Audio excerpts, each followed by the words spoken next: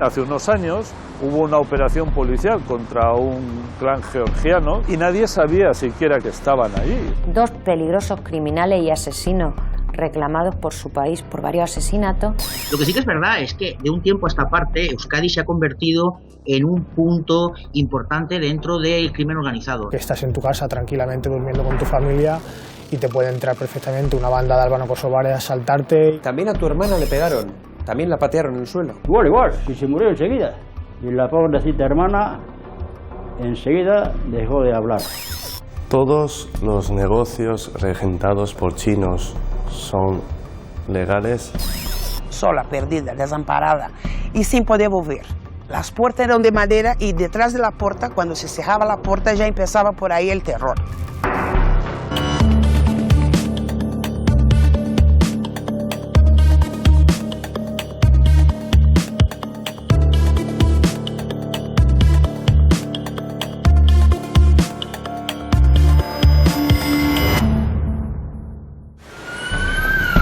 Marzo de 2010, Guecho. Gotcha Kopaliani, contable y número 2 de la mafia georgiana, es detenido en el marco de la Operación Java. Sus vecinos de la calle Artibay de Algorta no daban crédito. Septiembre de 2012, Madrid. Gao Ping, empresario y filántropo, es detenido como cabecilla de la mafia china dentro de la Operación Emperador. Se llevaron a cabo detenciones en todo el estado, también en Euskadi. La mafia de la mendicidad también está instalada en nuestras ciudades. Recientemente, la diócesis de Bilbao aconsejaba a los feligreses no dar limosna a las personas que están en la puerta de las iglesias. Blanqueo de dinero, robos, extorsiones, tráfico de personas, redes de prostitución. Porque no estoy denunciando un robo de una cartera, estoy denunciando unos mafiosos, porque ahí estamos hablando de trato de mujeres, de droga, de mafia, de todo. Organizaciones mafiosas muy peligrosas han llegado a Euskadi. Están entre nosotros, pero ¿cuáles son estas redes criminales? ¿Es la mafia rusa la que practica una violencia más extrema? ¿Qué se oculta detrás de la mafia china? Tras la mendicidad, ¿hay una organización que explota a personas? ¿Quiénes manejan los hilos de la mafia en Euskadi? Las respuestas en la caja negra.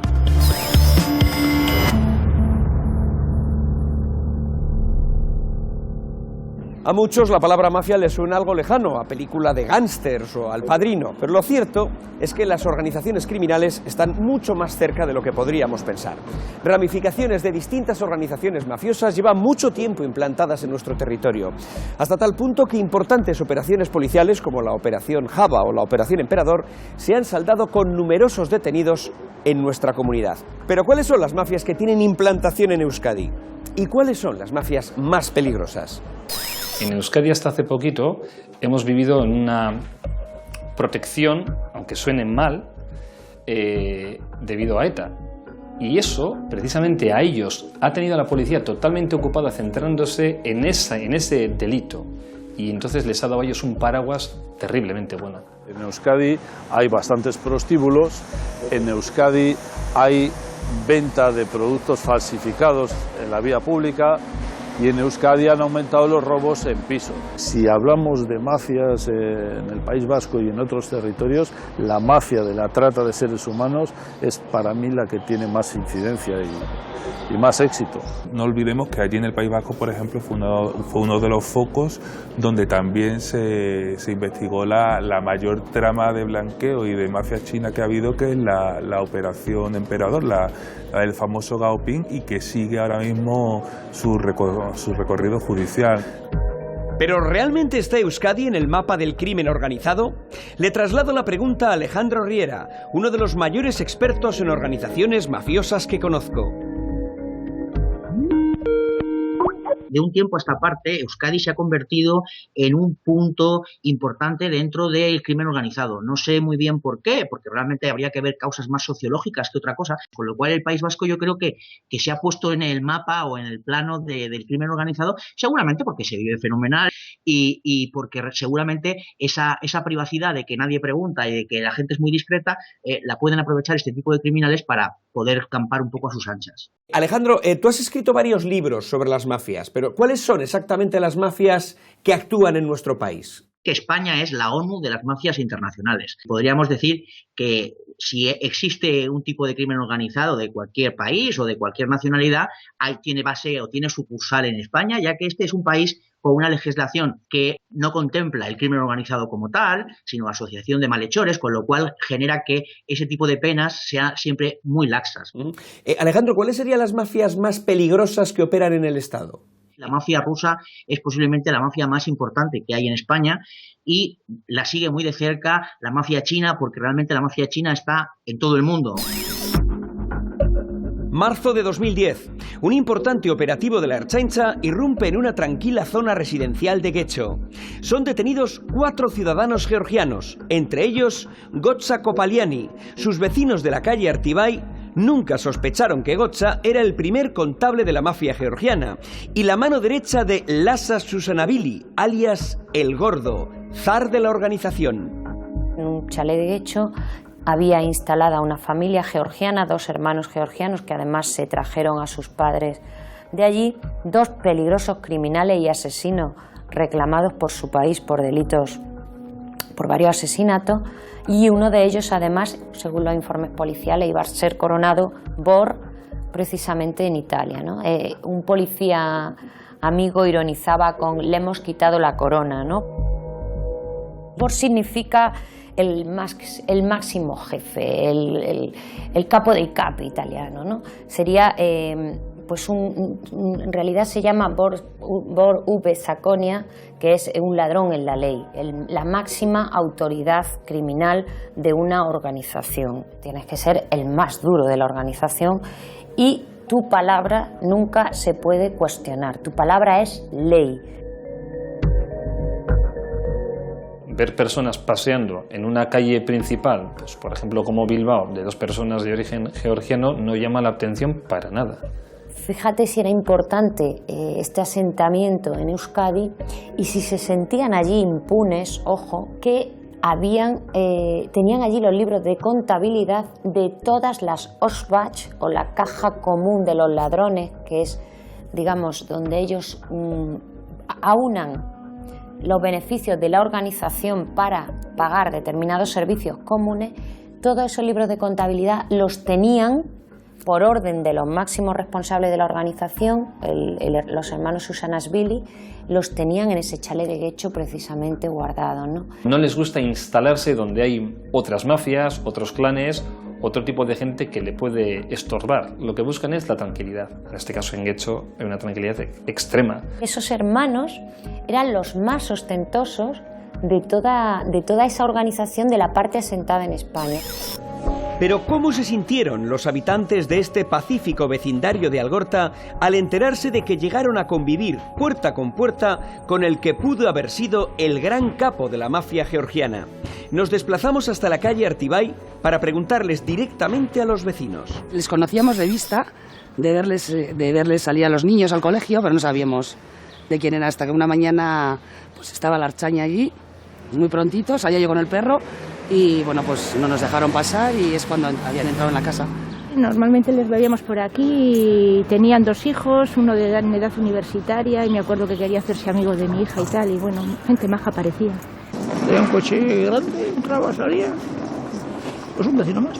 Pero había algo raro, siempre mucho coche diferente, coches de alta escalilla, y la gente pues estábamos un poco sospechando algo. Sí, lo que pasa es que por esta zona suele haber coches buenos, entonces tampoco llama la atención. Es que unos pusieron como una especie como de figuras rarísimas en las paredes, hechos por ellos. Una cosa rara. Se veía mucha salida y entrada de mujeres. No sabíamos, pensábamos que era un poco prostíbulo, la verdad que sí. Yo no sé si era una comuna o algo así, ¿eh? Al final los que hacen estas cosas siempre están escondidos, ¿no? No vas a pensar que el vecino al lado es un asesino, un violador, es un mafioso, un tal, ¿no? Hombre, miedo no sé, a ver, es un pueblo muy tranquilo y... Sí, igual el hecho de elegir este pueblo, pues igual pues para esconderse un poco más. Creo que es un sitio perfecto para perderse. La detención de Gotcha Kopaliani se enmarca dentro de la Operación Java, uno de los golpes más duros recibidos por la mafia georgiana. 24 personas detenidas en el Estado, acusadas de asociación ilícita, tenencia de armas, blanqueo de capitales, coacciones y extorsión.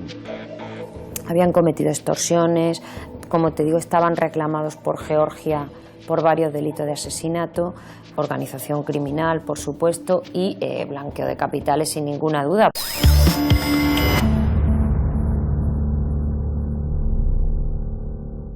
Llevan su currículum criminal tatuado en el cuerpo. No trabajan, evitan las relaciones familiares y se rigen por un férreo código de honor. Los mafiosos rusos son ladrones de ley. Trafican con todo aquello que les puede reportar algún tipo de beneficio.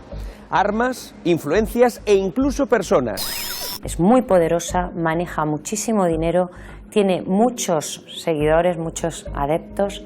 Es gente muy peligrosa, muy bragada, que no le hacen ascos a cometer ningún tipo de delito. Probablemente ahora mismo sea la mafia más peligrosa y con mayor poder económico del mundo.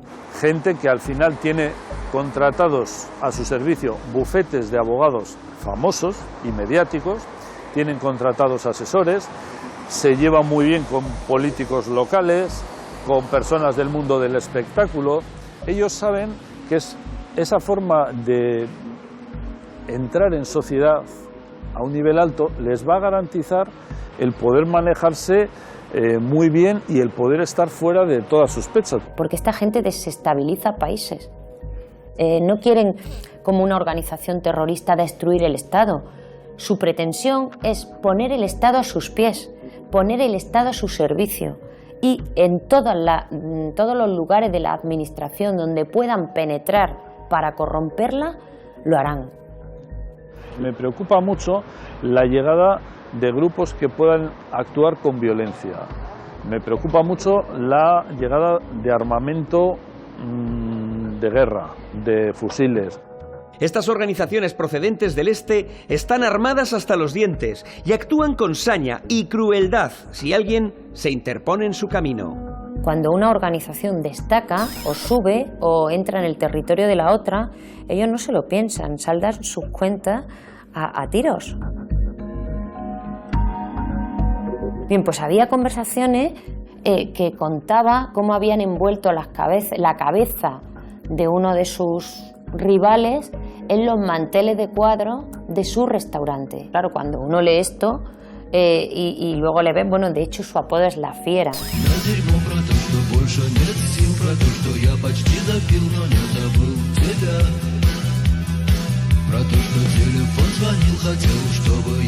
Los grupos criminales del este se comportan con una violencia extrema cuando ajustan las cuentas con sus rivales, pero tampoco tienen piedad cuando atacan a víctimas indefensas. Asaltos a domicilios, pues hemos hecho muchísimas de albaneses que entran a domicilio, le pegan una paliza a la gente que está durmiendo dentro, maniatan a los niños, a la mujer le atan con el sujetador, está viendo los niños cómo están pegándole a la mujer, otra que le entran a su casa y le pegan una paliza a un matrimonio de 70 años, le rompen las costillas porque es joyero y tiene dinero. 19 de diciembre de 2007, urbanización Monte Encinas, Boadilla del Monte. 11:30 de la noche. 5 encapuchados, armados con escopetas, rompen la valla de la finca del empresario José Luis Moreno y acceden a su vivienda. Moreno se refugia en un cuarto de baño. Los asaltantes le amenazan y le exigen las claves de sus 3 cajas fuertes. Le sacan a golpes del baño. Moreno se resiste. Se produce un forcejeo. Los ladrones se ensañan con él. Le golpean en el rostro con el mango de un hacha, provocándole un fuerte traumatismo en la cabeza. Finalmente, los asaltantes consiguen su objetivo. Le asaltaron, le abrieron la caja fuerte, se llevaron todo lo que tenían, se inició una investigación. Esa investigación nos llevó a un grupo de albaneses especializados en asaltar domicilios durante la madrugada, cuando los moradores estaban durmiendo en el interior. Y después de 18 meses de investigación, vigilancia, seguimientos, controles y de todo tipo, pues se pudo determinar quién había sido el grupo que había entrado. Si recordáis perfectamente las imágenes, pues actuaron con una gran violencia, le están dando 4 o 5 personas por todos los lados. José Luis Moreno sufrió una fractura en la base del cráneo y contusión cerebral, además de fuertes golpes en la cara, el brazo, la rodilla, el pecho y el estómago. Los ladrones, un grupo de albano-kosovares, le dieron una paliza que pudo haberle costado la vida. Me he encontrado casos de gente con 70 o 80 años que le asaltan y a la mujer le están rompiendo 1 o 2 costillas. Nos podemos preguntar, 4 personas jóvenes más o menos de 20, 30, 40 años que entran a un domicilio, asaltan a una mujer de 70 años, su marido de 80 años, ¿se requiere esa violencia? Yo creo que no se requiere esa violencia para conseguir cualquier cosa porque te lo van a dar perfectamente. Violencia extrema y gratuita como la que recuerdo sufrieron Julio y Felisa Ansoleaga, 2 hermanos de 71 y 83 años que en 2009 fueron brutalmente atacados por una banda de ladrones en su caserío de Urduliz. Felisa falleció a causa de la paliza que le propinaron los asaltantes. Julio afortunadamente se recuperó de aquel ataque y ha accedido a recibirnos en su caserío. A pesar de las secuelas físicas que aún sufre por aquel asalto, le pillo trabajando en la huerta. Julio, Arrachaldeón. Hola, Arrachaldeón. Muy buenas tardes. Iñaki, Sergio, señor. ¿Qué tal estás? Bien, hombre, pues ganas de trabajar ya y de comer también. ¿Qué quieres más? Ya. Cuéntame cómo es que puedes... Bueno, te manejas también con la azada, como sigues trabajando, cuando tienes un 80% de incapacidad. 85. 85. 85, 85 de incapacidad. Sí, si no me equivoco, te rompieron todas las costillas. Todas las costillas y una metida en el pulmón. ¿Qué más heridas te provocaron en ese atraco? ¿Heridas? Sí. Joder, pues aquí también me tengo un injerto. ¿Un injerto? Sí. ¿Con qué te dieron? ¿Con un cuchillo? ¿Cómo fue? No. Sí, cuchillo te dan en la mano, pero con unas botas así grandes, de hierro. ¿Te golpearon con botas? Sí, con botas. Puto atado. ¿Te ataron y te golpearon? Sí, a la rana lo mismo. ¿Qué ocurrió exactamente aquel viernes, si no me equivoco, que era de diciembre del año 2009? Esos maricones volverán otra vez, también le decía, porque andaban llamando por teléfono, sabían hasta el nombre de mi hermana. ¿Ya habían venido antes quienes os asaltaron? Sí, era la venganza. La vez anterior no os ataron en nada. Les hinché de hostias yo, eran 2, pero ellos me dieron 2 más. Porque con 2 no puedes. O sea, que te asaltaron una primera vez en el Baserri. Sí. Y te defendiste y salieron huyendo. Sí, y les quité el dinero que llevaron y luego vinieron a vengar. Porque les cogieron la estaña y estuvo unas horas en la cárcel. Y luego vinieron a vengar. Ahí no hay más solución. Y yo le dije a los estañas, oye, esto pasa aquí. Pues si es que cuando notéis algo nos aviséis a la 112. Joder, pero no te dan tiempo para avisar ni para nada. Claro. Te dicen unos, yo tengo escopeta y no tengo miedo. Esos son cuentos. Si te da tiempo para coger la escopeta, y lo mejor es no coger escopeta ni nada, dejar que lleven lo que quieren, porque así estás listo. Aquel día de diciembre que os asaltaron, estabas tú con tu hermana, ¿por dónde entraron? ¿Qué ocurrió? El caserío es de piso, voy a subir las escaleras y me coge un tío, eran 3, me coge un tío y me puso colgando por el balcón. Y no les pareció bien el matar de repente. Quisieron que moriríamos, pero sufriendo. Luego coger, como las películas, a patada limpia y a hostia limpia, a la cocina. Me ataron a las manos atrás, con esas bridas que se apretan. Sí. Y los pies lo mismo, en el suelo boca abajo.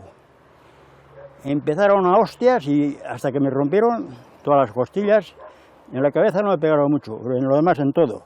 ¿Y mientras te pegaban, te pedían algo? Nada, simplemente era para asustarte. Nada. Yo les decía, dejarnos vivir, que nosotros no merecemos esto. No te mataremos, me contestó uno.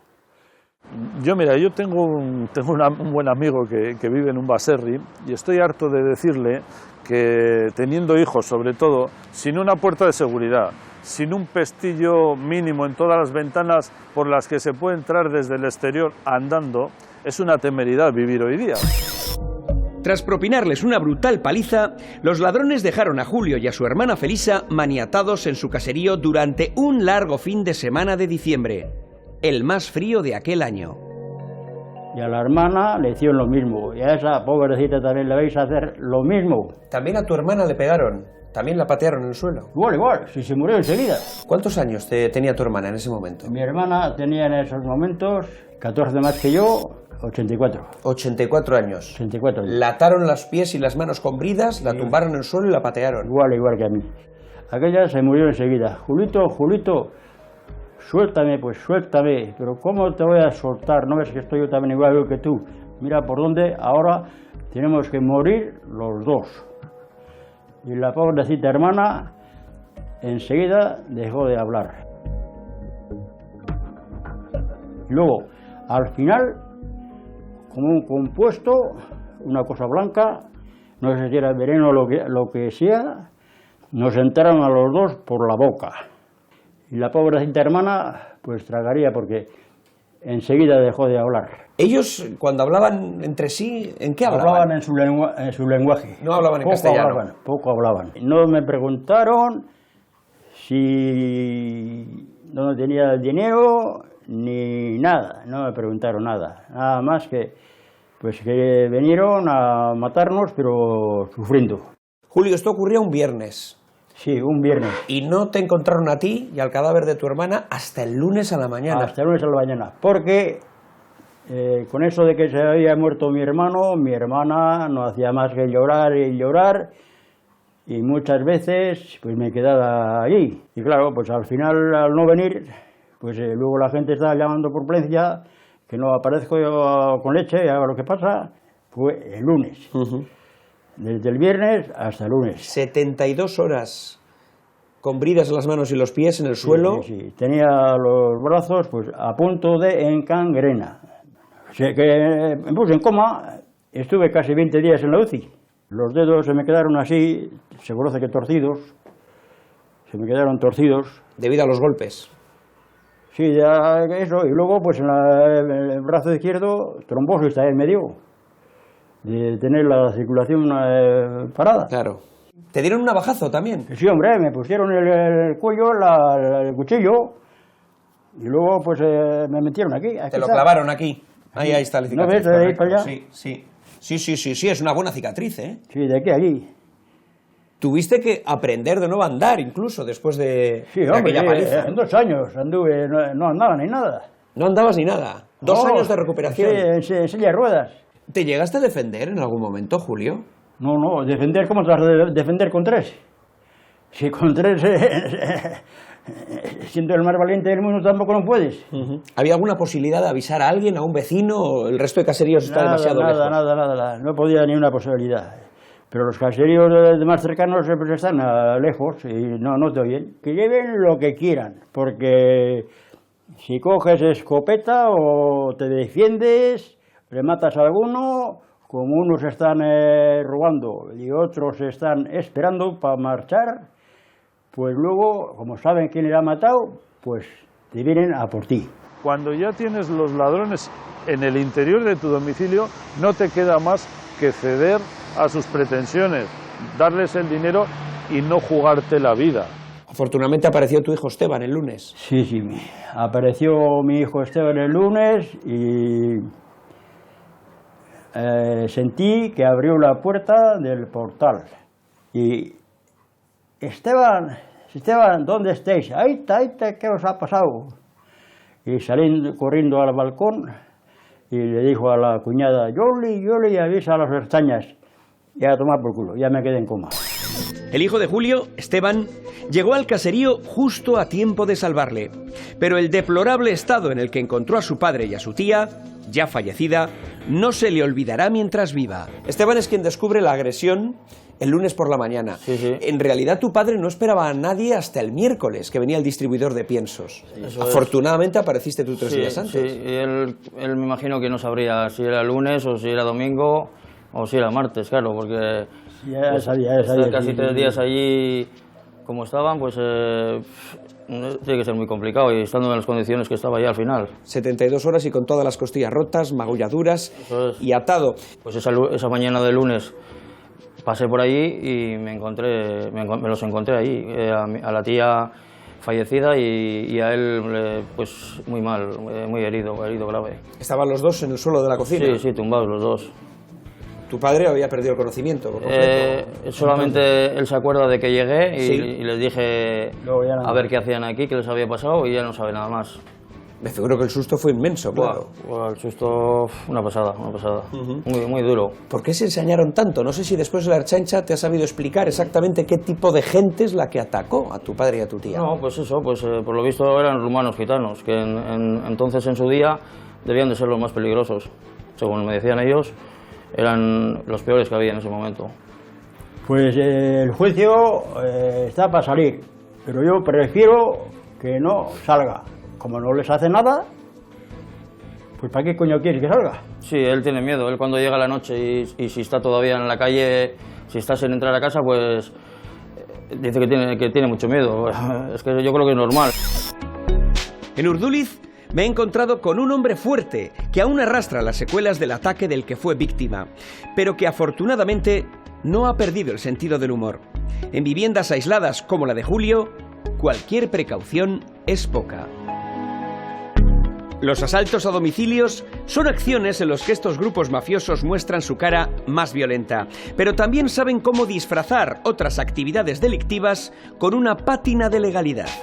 Yo recuerdo hace unos años que el dueño de un club de alterne me decía que unos rusos le habían ofrecido por su negocio 600 millones de pesetas de aquella época.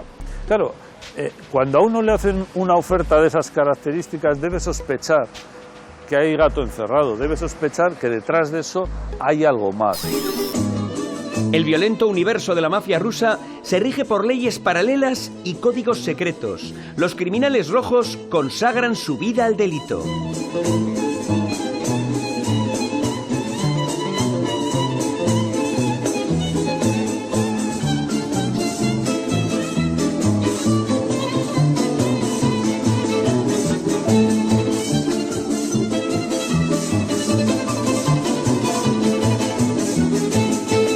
Busca su nicho, su hueco. En realidad funcionan como empresas, son empresas delincuenciales. La cárcel puede ser un correctivo, sin embargo, para un mafioso ruso, la cárcel es subir de galones. Es como si te hicieran, si eres capitán, es como si te hicieran general. ¿Por qué? Porque el mafioso ruso tiene establecido en la cabeza que si la iglesia es la casa de Dios, la cárcel es la casa de los ladrones. Los Bor, legendarios, históricamente iban tatuados, muy tatuados, su cuerpo entero prácticamente estaba tatuado y cada uno de esos tatuajes tenía un significado muy preciso, de manera que eran como un mapa vital, era como una especie de biografía a través de su piel, ¿no? ¿Pero qué mensajes codifican los tatuajes de estos ladrones de ley? Por ejemplo, una virgen con un bebé en brazos da a entender que el preso es delincuente desde niño o que nació en la cárcel. El número de cúpulas de una iglesia tatuada indica el número de penas de prisión o los años de sentencia. El tigre significa agresión, acto violento, odio extremo a las fuerzas policiales. Un velero tatuado representa sed de libertad.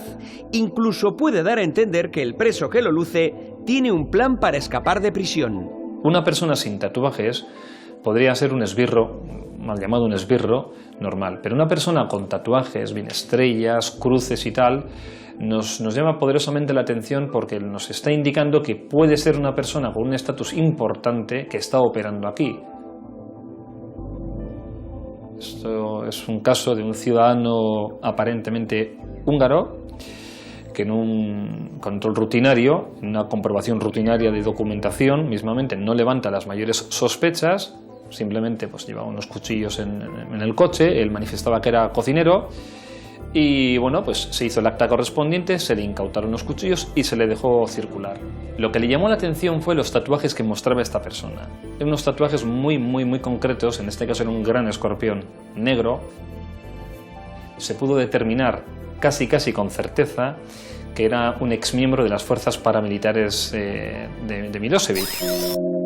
Este hombre, ataviado con un sencillo chándal, es en realidad Zakar Kalasov, alias Sacro el Joven, el Bor V. Sakonia, el número 1 de la mafia georgiana.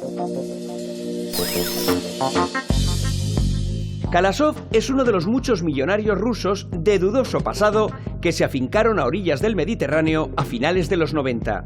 En España encontraron el paraíso soleado desde donde manejar sus negocios turbios.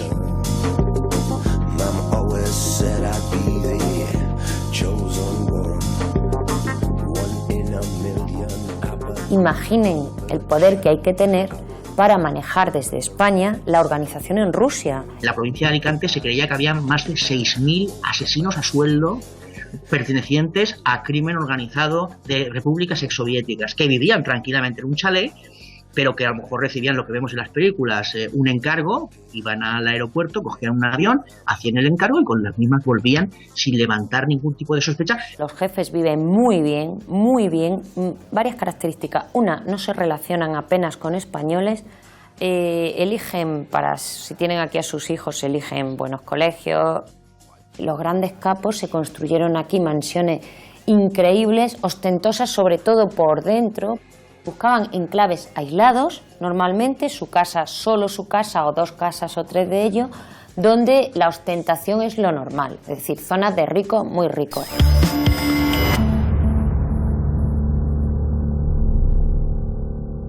Blanqueo de dinero, tráfico de personas, explotación laboral. Las mafias chinas actúan sobre sus compatriotas, a los que llegan a convertir en auténticos esclavos. Tras complicados entramados empresariales, estas organizaciones criminales son capaces de crear auténticas máquinas de hacer dinero sucio. Lo que hacen son extorsiones a empresarios, muchos de ellos a los cuales previamente han dado un préstamo bastante importante de dinero, y también a empresarios a los que les dejan dinero para jugar. Pero la Operación Emperador acaba con la impunidad de ciertas prácticas delictivas llevadas a cabo por ciudadanos chinos. Es el mayor golpe policial contra la mafia china dado en el Estado. Y las ramificaciones de estos negocios ilegales llegan hasta Euskadi. Blanqueo de capitales, fraude fiscal, contrabando, delitos contra la hacienda pública, coacciones y amenazas. La operación se salda con 80 detenidos, entre ellos Gao Ping, el líder de la organización, empresario y filántropo, dueño de decenas de sociedades de importación-exportación. Gao presumía de contactos políticos al más alto nivel. Yo siempre he sido empresario. Desde que llegué a España, comencé a trabajar de cocinero. Solo he hecho 3 cosas: trabajar, ahorrar e invertir.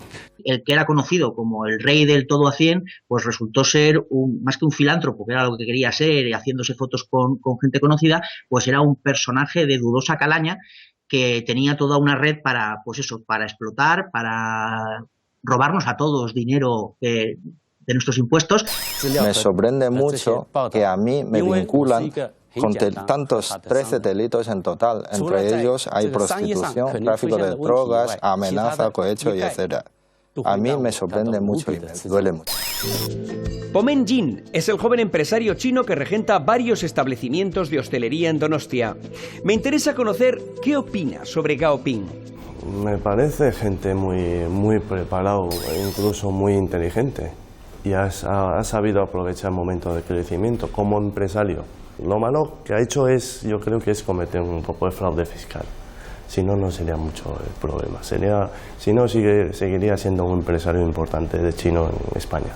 La mafia china es un edificio de muchas plantas, pero en donde nadie sabe dónde está la escalera para subir al siguiente piso. Es decir, que el mafioso chino, el que manda, viviría en el ático, pero nadie sabe llegar al ático. Nadie sabe dónde está el ascensor o la escalera para poder subir, con lo cual son compartimentos estancos. Mafia es mucho de matanzas, de kilos y kilos de cocaína. Eso es una mafia, pero fraude fiscal es un delito contra la ley, pero económicamente. En la Operación Emperador Gaopin estaba blanqueando al año 300 millones de euros. Eso significa que es casi 1 millón de euros al día. Es una barbaridad de dinero. Yo siempre me recuerdo la imagen que creo que tenemos todos en la retina, es ese carrito de la compra saliendo cargado de billetes de 500 euros. Se ha llegado a pillar a gente con 800.000 euros encima que estaban saliendo de España, ¿no? Yo simplemente debo de decir que mis empresas pagan los impuestos correspondientes, cotizan a los trabajadores de forma correcta. Lo que pasa es que nos llama más la atención cuando pone fraude fiscal chino. Pero si hay muchos fraudes fiscales, de botín nadie se acuerda y son muchos más millones que la operación Pelador que ha habido en Madrid. Lo cierto es que los negocios chinos florecen en nuestras ciudades a un ritmo vertiginoso. Pero ¿cómo consiguen financiación en estos tiempos de crisis? Busco la respuesta en una zona de Bilbao plagada de almacenes chinos. Hola, buenas tardes. Una preguntita les podríamos hacer. Es sobre queríamos preguntar si existe algún tipo de alguna asociación de comerciantes chinos que les ayuden un poco a la hora de establecerse, los negocios. ¿Existe algún tipo de organización de este tipo? No tengo ni idea. No sabéis. Sí que tenemos más apoyo en las empresas de la distribución que existe en Madrid. A veces te cede un poco antes la mercancía cuando sabe que tú tienes un poco de dificultad. Eso es apoyo número 2.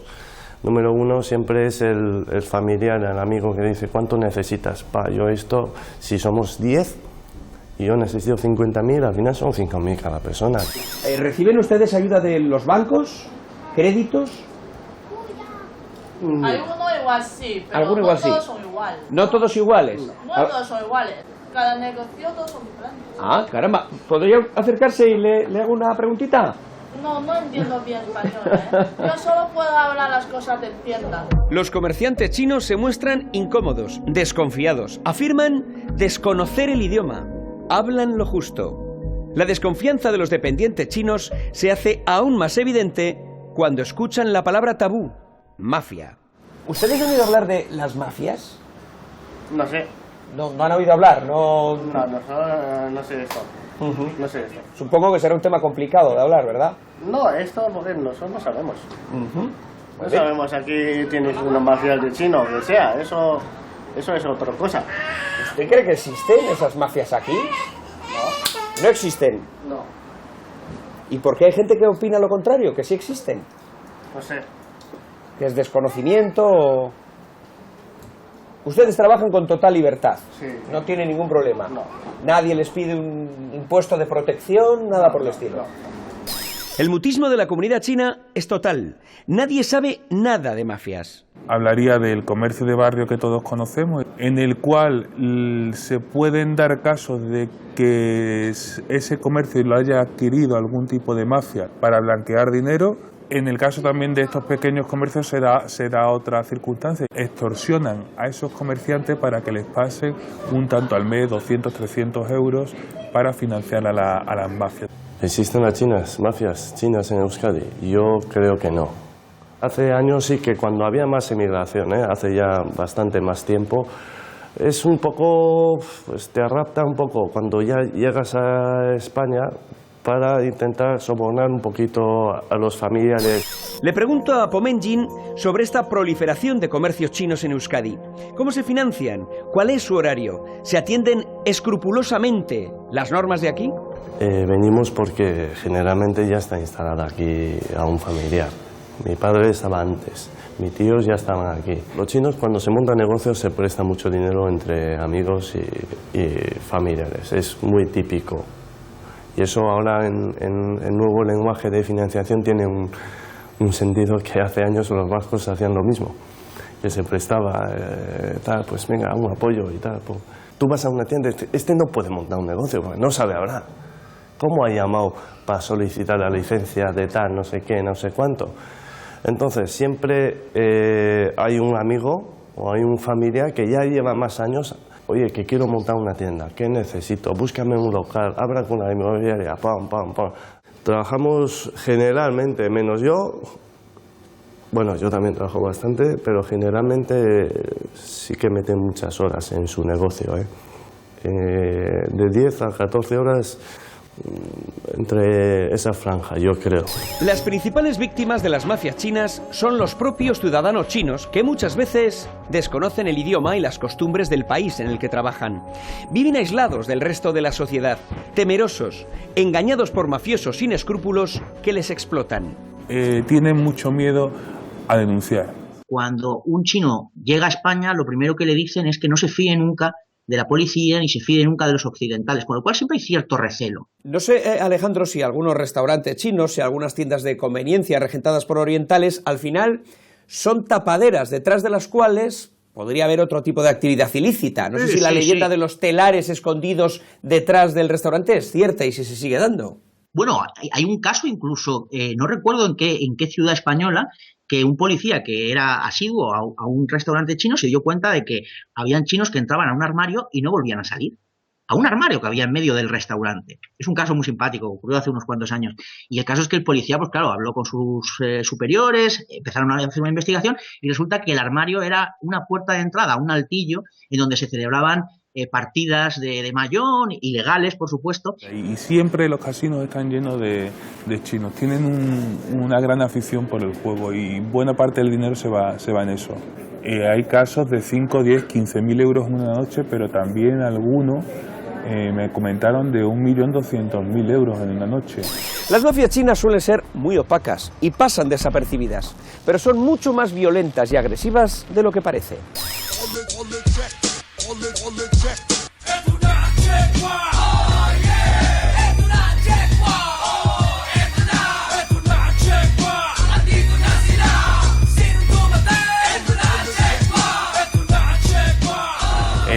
Mutilaciones, cortar dedos, cortar orejas e incluso matar a alguien que tuviera algún tipo de deuda con ellos y que no la pudiera saldar.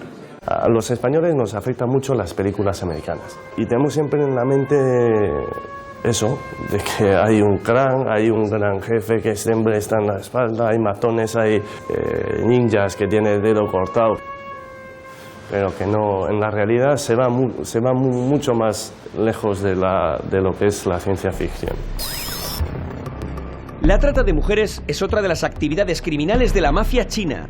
Tras anuncios de masajes orientales, se oculta muchas veces la lacra de la explotación sexual. En el caso de las prostitutas, aparte de tenerlas en condiciones bastante lamentables viviendo, sí es verdad que las chicas, aunque no ejerzan una violencia sobre ellas, sí ejercen una intimidación muy importante porque le dicen: sé dónde vive tu familia en China, y ya con eso saben ellas que tienen que callar. Que sea que aquí haya una casa de prostitución china, en Bilbao haya otro, en Vitoria haya otro, no significa que todos que son de la misma historia, quiero decir. Me da mucha pena el tema de la trata de chicas, porque está proliferando cada vez más los pisos. Se calcula que puede haber unos 70 pisos con chicas, con 7 chicas metidas en un mismo piso. El problema es que ellas tienen que pagar por el visado alrededor de 15.000 euros. Entonces, hasta que reintegran ese dinero a las mafias, tienen que estar pues subyugadas a ellas.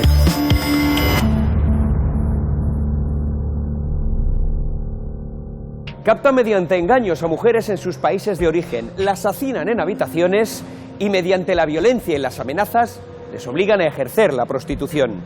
Son muchos los casos de mujeres explotadas sexualmente que han denunciado ante la Ertzaintza la inhumana situación que viven en los clubs de alterne de Euskadi. Pero ¿cómo puede escapar de esta red mafiosa una mujer que está siendo explotada sexualmente? Desiree fue captada por un grupo criminal en su país, Brasil, para obligarla a ejercer la prostitución en Euskadi. A mí siempre me gustó la cocina y de hecho desde pequeña siempre pensaba en salir del país, ¿no? Eso era un sueño que tenía, de salir del país. Me daba igual para dónde fuera, pero yo quería salir, pero yo no tengo ningún euro. Y me dice: no te preocupes, que el pasaporte se lo pagamos, que se lo pagamos todo, lo único que tú tienes que hacer es viajar, porque vivía en un pueblo.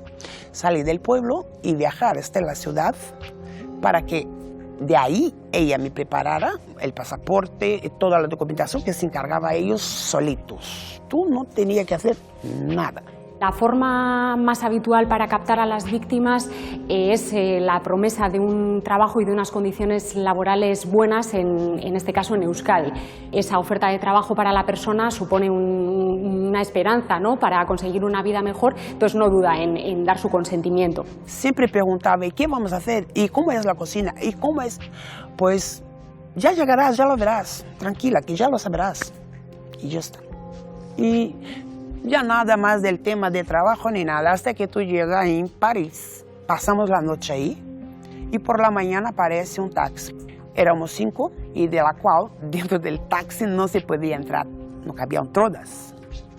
Y a mí me metieron dentro del maletero, de París a Sabauro.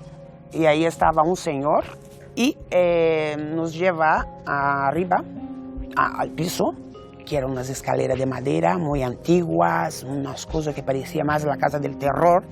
Las puertas eran de madera y detrás de la puerta, cuando se cerraba la puerta, ya empezaba por ahí el terror. Cuando llegan aquí son desposeídas de su documentación, sistemáticamente violadas, agredidas y secuestradas. Como tenía muchos candados, pues yo pensaba que aquí era un país muy peligroso. ¿Qué quieres que te diga?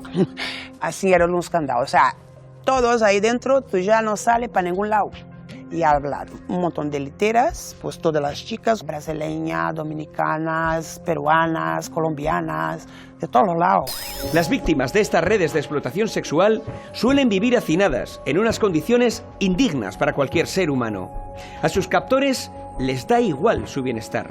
Lo único que quieren es sacar el máximo beneficio de ellas. Ve que, bueno, que se va a alojar con muchas otras personas que también van a trabajar en el mismo sitio, que ve que no tiene, el lugar no tiene luz, no tiene agua corriente. Se presentan 2 señores en una de esas habitaciones para ver a las chicas que tenía acabado de llegar. Y bueno, ahí se empieza a hablar entre ellos. Y luego pone la mano en el reloj y dice, ya, para que baje, para que baje. Acaba de llegar, todavía ni ha descansado, con hambre, y ya tienes que bajar. ¿Dónde? A trabajar. Bueno, vamos a trabajar. Con ilusión se trabaja, ¿no? Pues bueno, cambia de ropa y ahí ya empieza. No, esa ropa no te vale. ¿Cómo no vale? ¿Y qué ropa tengo que poner yo? ¿No? Para trabajar en una cocina, digo yo. Ah, pues mira, tienes que poner bañador. Bañador en una cocina, me quemo. Pues ya lo verás. Ahí en ese local, yo pensaba que era una discoteca porque tenía tantas luces que dije, ¡hala! Encima la cocina es guay porque tiene discoteca, de aproveita y baila. Ah, sí, va a bailar, sí. De pronto todas a la pared, ¡fua! Todas a la pared. Viene uno y te mira, y te mira, y te mira, y ya está. Aprobada. Empieza a llenar de hombres, y tú dices, uy. Y ahora mi compañera me mira, yo la miro, ¿y ahora qué hacemos? Pues entonces la señora, que era una encargada, esa sí me ha hecho la vida imposible, porque yo también la hice la vida imposible, porque yo no quería trabajar.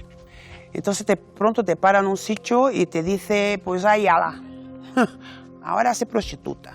Te dicen, ¿no?, que tienes que saldar una deuda con las personas que te han conseguido ese trabajo y que te han ayudado a trasladarte hasta Euskadi. Aparte del billete, tú empiezas a ver también el celular que te da, la ropa que te compra, la comida que comes, la cama que duermes, todo a pagar.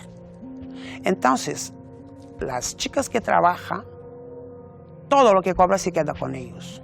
Y cuando empieza a trabajar ve que las condiciones que le habían prometido no se están cumpliendo, y además que está continuamente controlada porque está en un país del que, pues eso, que no conoce, incluso no conoce el idioma, y entonces bueno, siente que no puede salir de esa situación. Sola, perdida, desamparada y sin poder volver, porque tú no puedes llamar a tu casa y decir, mira, me está pasando esto. Datos de la Policía Nacional contabilizan más de 12.000 víctimas potenciales de trata, un tercio de las mujeres que podrían ejercer la prostitución en el Estado. Por suerte, Desiré consiguió salir de este círculo de explotación y violencia. Uno de ellos,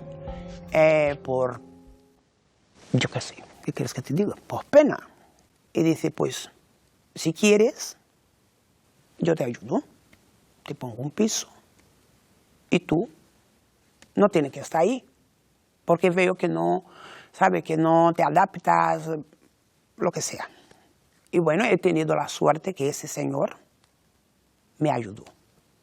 Y no he tenido que pagar el billete por eso, porque él se lo pagó él. Si este socio no hubiera decidido quedarse conmigo, porque era un socio de ellos, pues yo tendría que pagar el billete igual que todas ellas. Y mi pasaporte seguramente quedaría con ellos hasta que terminaría de pagar el billete. Cuando estas mujeres finalmente, porque han pagado su deuda, entre comillas, o porque ya tienen una edad, son liberadas de estas redes, quedan tan despersonalizadas que muchas veces siguen dedicándose a lo único que ellas perciben que pueden dedicarse. Desiree apostó por su sueño, trabajar como cocinera en Euskadi, y acabó viviendo una pesadilla en pleno centro de Bilbao. Fue explotada sexualmente por un grupo de criminales. La suya es la historia de muchas mujeres víctimas de esta aberrante esclavitud en pleno siglo XXI. Ya liberada de sus captores, Desiree intenta seguir con su vida. Ha sido una persona muy buena, porque esa persona me enseñó a hablar, a comportarme aquí, las costumbres de aquí, los lugares de aquí, pues ha sido muy importante, la verdad que sí. Porque creo que si no hubiese existido esa persona, yo no estaría aquí contando.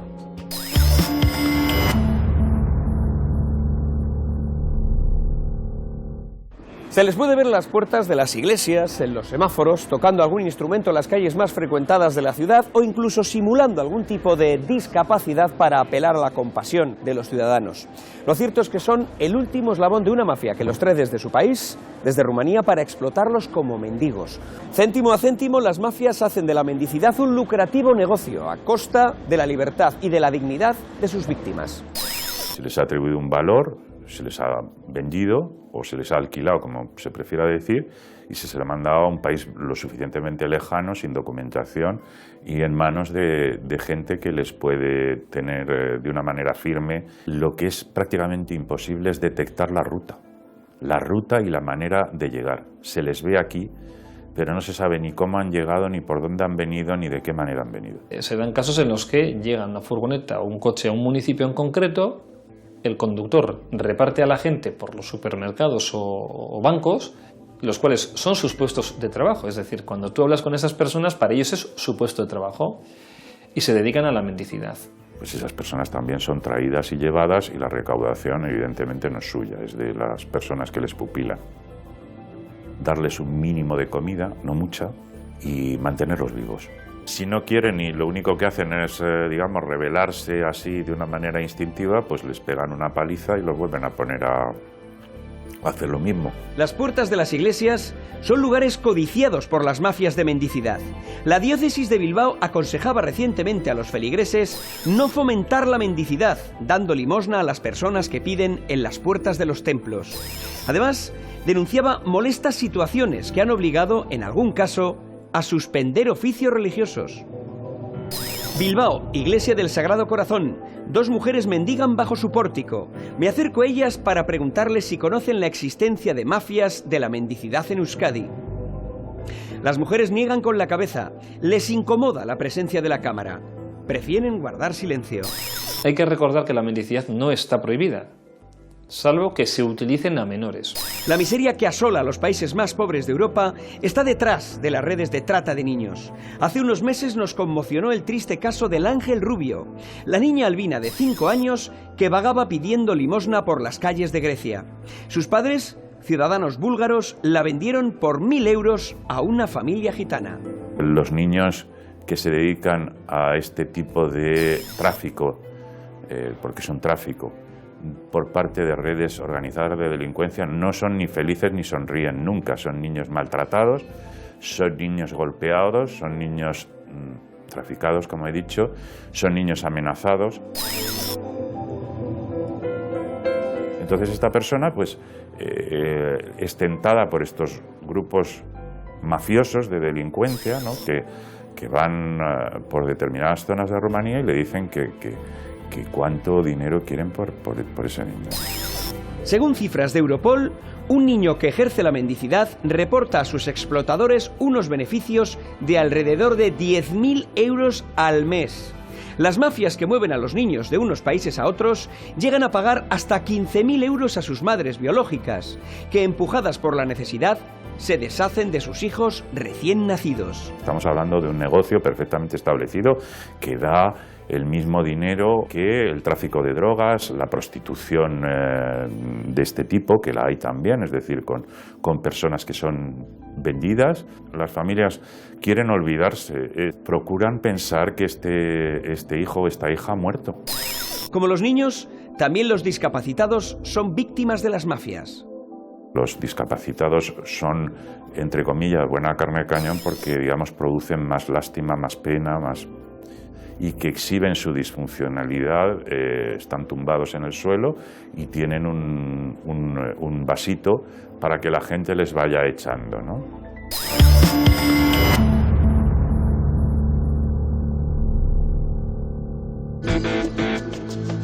Las mafias carecen de ideologías. Su fin principal es el beneficio económico y les trae sin cuidado los métodos para conseguirlo. Julio y Desiré pudieron escapar vivos de la violencia de dos bandas criminales, pero el miedo sigue ahí, siempre presente. Ojalá tuviera personas con coraje de denunciarlos, porque hay que denunciarlos. Infelizmente, yo soy cobarde, pero habrá mujeres con cojones y coraje que sean más fuertes que yo para denunciarlos. Yo, desde luego, no puedo, porque yo me siento muy impotente para hacer una denuncia a ese nivel, porque no estoy denunciando un robo de una cartera, estoy denunciando a unos mafiosos, porque ahí estamos hablando de trato de mujeres, de droga, de mafia, de todo, que no, eso es muy fuerte, muy fuerte. Tengo mucho miedo porque una cosa es contar y otra cosa es completamente diferente que le pase a uno, porque yo cuando vengo a casa tengo no se me puede quitar hasta que viva, miro en todos los cuartos y en la cuadrita esa que hay a ver si hay alguien. Yo no he hecho nada malo. Lo único malo que he hecho fue salir de mi país, subir en un avión y no preguntar para qué y por qué. Alá. Eso fue lo malo que yo hice. Y si por eso tengo que pagar, pues mira aquí estoy.